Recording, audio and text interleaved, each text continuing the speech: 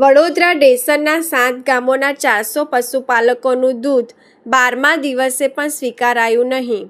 રાણિયા દૂધ મંડળીમાં દૂધ ભરવાનું સતત બંધ. 12 દિવસથી દૂધ વેચાણ અટકતા પશુપાલકોની રોજીરોટી પર સંકટ. અનેક રજૂઆતો છતાં ઉકેલ નહીં. પશુપાલકોમાં ભારે રોષ. તંત્ર સામે આક્રોશ વધ્યો. પ્રશ્ન યથાવત. 21 જુલાઈ સુધી ઉકેલ નહીં આવે તો 22 જુલાઈથી ઉગ્ર આંદોલનની ચીમકી.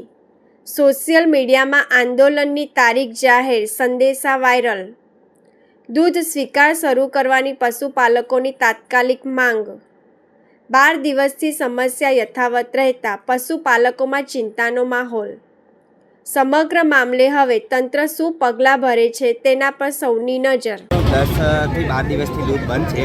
હવે બરોડા ડેરીમાં અમને ભાવ મળતો નથી. અમૂલ ડેરીમાં અમારું દૂધ ભરવા દેતા નથી. તો 10 દિવસથી અમારું દૂધ બગડે જ છે. 10 દિવસ એટલે અમારે એક બિલ આવી જાય પગારનું. હવે અમે પશુઓને શું ખવડાવીએ કે અમારો ઘર ખર્ચ કઈ રીતે કાઢીએ? તો અમારું કહેવું એવું છે કે આ લોકો આટલા ટાઈમથી કોઈની મોઢા પરથી મોખ પણ ઉડી નથી, કોઈ જવાબ નથી આવ્યો. હવે 21 તારીખે અમે સેવા સદન અમારું તાલુકા સેવા કાર્યક્રમમાં સ્વાગત કાર્યક્રમમાં અમારી તારીખ છે. હવે ત્યાં આ લોકો કંઈ અમને સંતોષકારક જવાબ નહીં મળ્યો કે અમને કહેવામાં નહીં આવ્યું કે તમને અહીં પેલી બાજુ ભરવા દૂધ દેવામાં નહીં આવ્યું. તો અમે બરોડા ડેરીનો ઘેરાવો કરીશું અને ઉગ્ર આંદોલન કરીશું ગાંધીજીના માર્ગે. જી, આપનું નામ? પરમાર ધર્મેન્દ્ર. શું કહેવા માંગો છો? બોલો.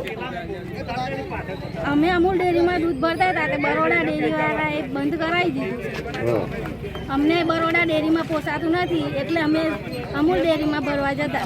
કેટલા દિવસથી દૂધ નથી ભરતા? અમે છેલ્લા 10-12 દિવસથી દૂધ અમારું ઘરે બગડે છે. અમને કોણ આપશે ભાવ તેનો? તો હવે આગળ તમે શું કરશો? તો આગળ અમે આંદોલન કરીશું.